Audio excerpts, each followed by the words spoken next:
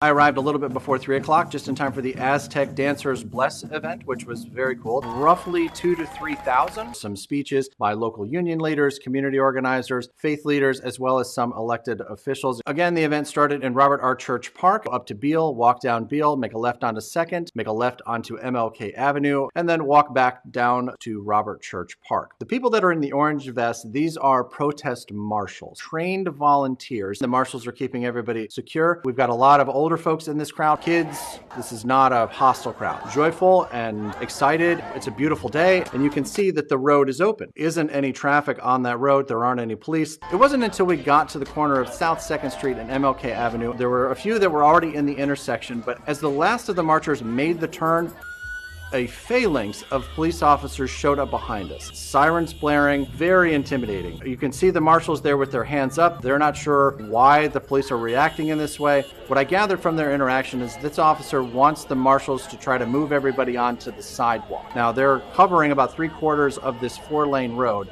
I don't know how they would possibly comply. The other thing to notice are the number of police cars that are already in the street blocking the road. If their concern is that the marchers are blocking the road, they're already blocking the road. How in the world are they possibly supposed to get to the sidewalk? That's just not a reasonable request. And again, their destination is about 1.5 blocks away. Again, you can see we've still got kids in the crowd. The marshal here is trying to explain where this march is headed and the fact that it's nearly over. City Council member J.B. Smiley joins the conversation. He's pointing at Robert R. Park. The police officer clearly understands that that's where they're headed, and then Councilman Smiley says, let's keep going. Again, they're centering the banner so that everybody knows where they're supposed to be. Traffic is moving by on the right-hand side. Again, in this march, there are some elderly folks and some folks with some disabilities, so it's not a fast-moving group. They're now about 100 feet away from Robert R. Church Park. We're almost to the end of this march, and it's been a beautiful day, and we're looking forward to wrapping this up. The final intersection, they are in the process of moving into Robert Church Park. They all have their sirens blaring. So as you can see, the crowd is starting to disperse, but what's behind them are all of those police cars that I mentioned a moment ago. So they're forming a chain there and then walking backwards away from the police officers, moving the protesters further down the road. But the police officers in our foreground don't seem to understand that that's their objective and start rushing towards them. Keep an eye on this gentleman here. You can see that he's got something in his hand. That is a canister. Know from the picture that we saw what's going to be in that canister. He gives it a good shake, clearly intent in that moment on spraying these marshals.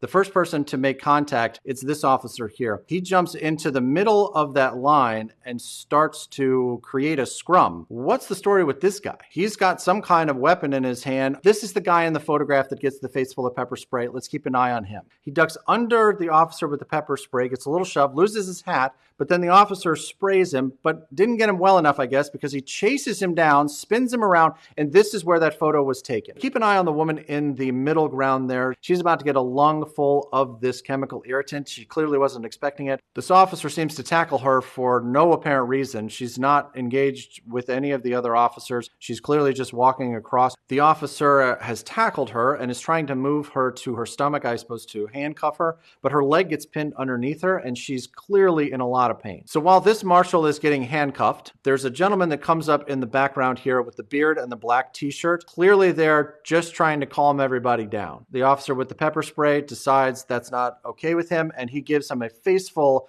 of pepper spray at point blank range. He obviously can't see. He's going to have trouble breathing. Another officer comes up and decides that he needs to be in handcuffs because he's got a face full of pepper spray, gets a face full of the hood of the Memphis Police Department's vehicle. The crowd became enraged, came back into the intersection and started to chant. Some of the local political leaders that we've mentioned began to try to negotiate. Cavalry arrived. They brought out a number of horses. You can see that the road is completely closed now, and for some reason, reason, one of the officers went into the crowd by themselves. Seemed like a weird choice. Now all of a sudden, here they come, and here's Councilman Smiley. We were just this close to being able to wrap this situation up. So they do take somebody into custody. One of the marshals that was detained is released.